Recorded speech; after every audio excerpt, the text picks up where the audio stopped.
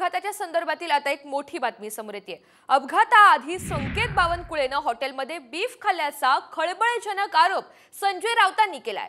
गणेशोत्सवात बीफ खायचं आणि रस्त्यावर लोकांचे जीव घ्यायचे अशी विखारी टीका संजय राऊतांनी केली आहे। तर संजय राऊतांचं मानसिक संतुलन बिघडलंय अशी खोचक टीका शिंदे सेनेचे आमदार संजय शिरसाट यांनी केली आहे।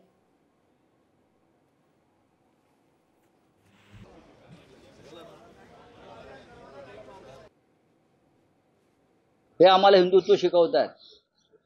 श्रावण आहे, गणपति है, अमुक है, हिंदुत्व है।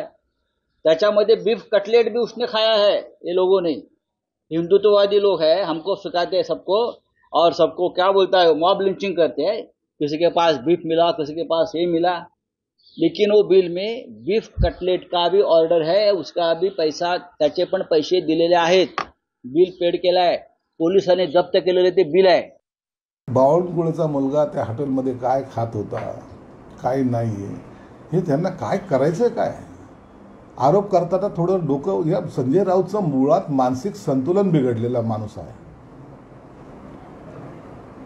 त्या हॉटेलमध्ये काय मिळतं, त्याच्या प्लेटमध्ये काय होतं, अहो त्याने कोणती चड्डी घातली हेही पाहायला कमी करणार नाहीत। यांना कशावर चर्चा करतात हे तरी कळायला पाहिजे।